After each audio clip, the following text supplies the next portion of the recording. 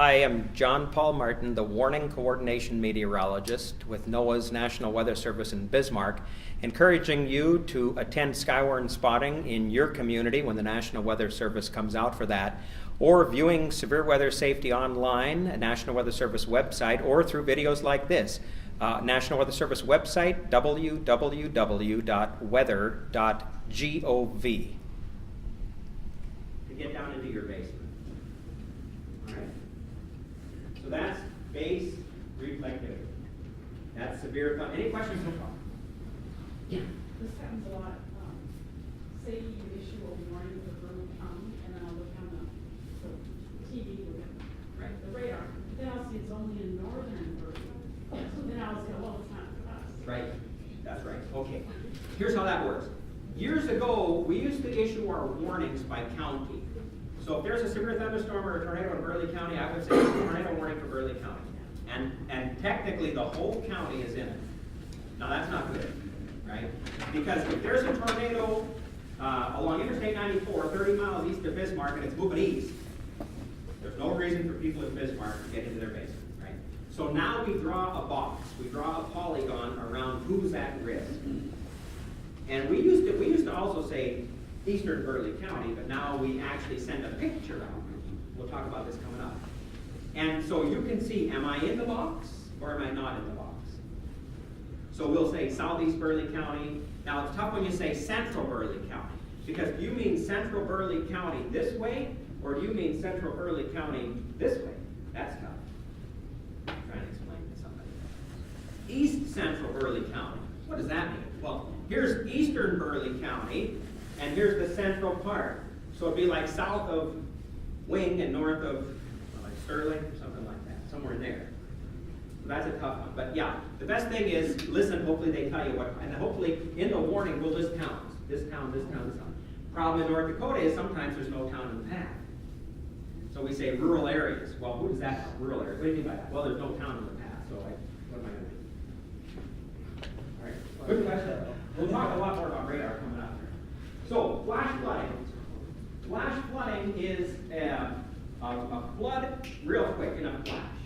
Flash flood, right?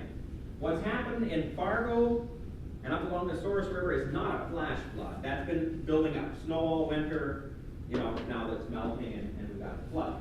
But a flash flood would be where thunderstorm, either slow moving thunderstorm, dumps a whole bunch of rain, or one thunderstorm after another comes through. Maybe you get 2 or 3 thunderstorms one right after another. The field is all flooded. Now it breaks through. It's crossing the county road. You don't know if the road is still there underneath there. So we may issue a flash flood warning for that. Right? Now, every major city in North Dakota has a problem. Right? Bismarck at 7th and 9th underpass. You get too much rain, it floods there. Is that a flash flood? No, not really. That's a poor drainage problem.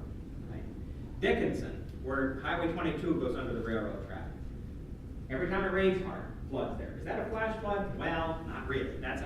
Put a drain in, you might help that. East end of Mandan on Main Street Avenue. Used to always flood even after millions of dollars was spent to repair Main Avenue. Then they had to spend more money to put a few more drains in. Now the problem is much better. Minot, right by the law enforcement center. They even have in Minot a sign that says, do not enter when flooded, and the lights activate. But yet people drive in there. But that's poor drainage. What we're talking about here is flash flooding. Now, water running curb high in Bismarck is not really a flash flood. But water running over the curb, across your front yard, into your house, now it's doing damage, we would consider that a flash flood. On a county road like this, where the road is being washed out, that might be a flash flood. See what I mean? So it kind of depends on your situation. Again, flash flood, watch, means it could happen. Hey, I'm forecasting a lot of thunderstorms to come through later today. There's going to be a lot of rain. I issue a flash flood, watch. Hey, radar is indicating there's 3 inches of rain has fallen, just south of Wilton. I'm going to issue a flash flood warning, maybe, for that area. Again, poor drainage problem on the left. The road is now washed out on the right. Heavy rain with thunderstorms, one thunderstorm right after another, slow-moving thunderstorms. Soils are saturated from recent rains, and you get like for example, a big problem is in the Appalachian Mountains, West Virginia. flash flooding. Colorado in the Rockies. Rapid City, South Dakota in 1970 something. Had a thunderstorm sitting over the Black Hills and killed a whole bunch of people in Rapid City when the wall of water came down. So flash flood watch, it's possible. Keep alert, flash flood warning. Don't go into the area that I have a warning. Don't go in there. Turn around, don't drown is our slogan on that. If you come to a flooded road, turn around, don't drown. So to help you with watch and warning, your attention everyone, there's a severe foot watch in effect until 4 o'clock this afternoon. There's nobody stepping on the anthill right now, but they might later on. Somebody has to laugh. Last year's tornadoes, very few. Fewest number of tornadoes in North Dakota since about 1970 something. We only had 9 tornadoes last year in the whole state of North Dakota. In our area, 3, they were all rated zeros, up in Divide County and 1 in Montreal County, east of Stanley there. These were rated 1s just south of Grand Forks, did a little bit of damage. If there's no damage done, I have to rate it as 0.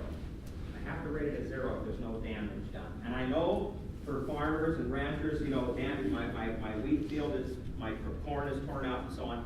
But again, I have to rate it as 0 because 85-mile-an-hour wind's going to tear out your corn when it's doing this, and so is 110-mile-an-hour wind. So how am I really going to determine that? Again, if you have outbuildings, if it's damaged or something like that, that's a different story.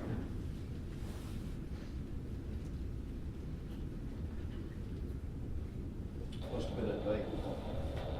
What's that? Now that is a tornado in Divide County along the Canadian border.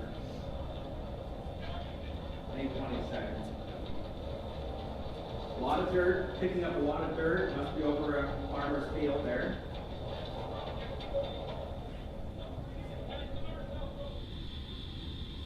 Now these are professional storm chasers. Do not try this at home, please.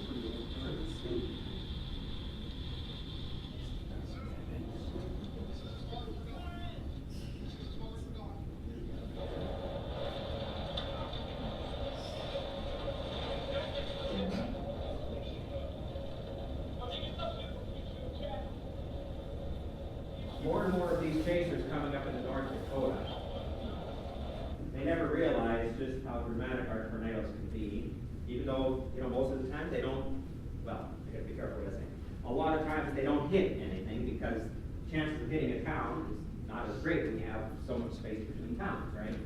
But there's more and more of these coming up, and you may see them at the gas station, or whatever. And the vehicles they drive, though, are, they're like a little tank. They're extra metal plated and all different things like that. So those aren't just regular vehicles that they're driving there.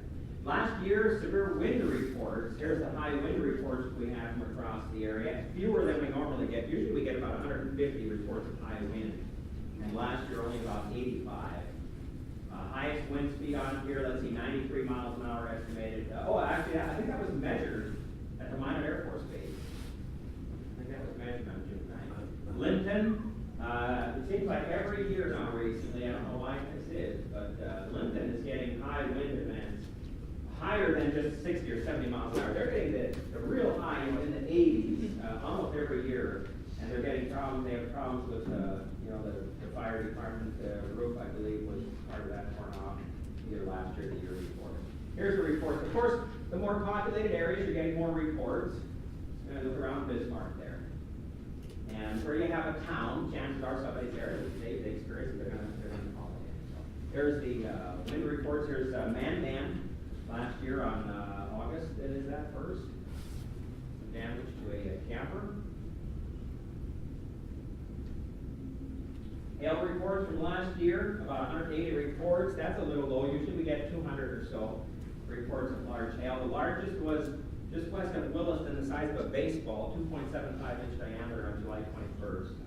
Here in the Bismarck-Mandan area, we did have a lot of high wind last year when thunderstorms came through, on the order of 55 to 65 miles an hour measured at the airport several times from thunderstorms. Hail, not so much, but in the area we did have, but not necessarily right in the cities, the large hail. But there's the reports we had from last year. Here's some hail, Williston, June 30th.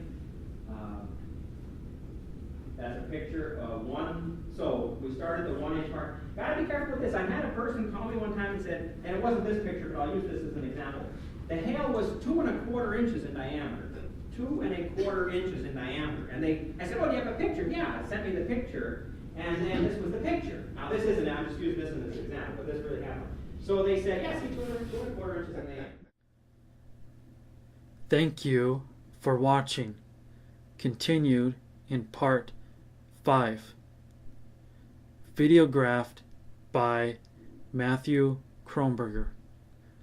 If you enjoyed the presentation, comment and subscribe to my YouTube channel at Matthew Kronberger, Bismarck, North Dakota.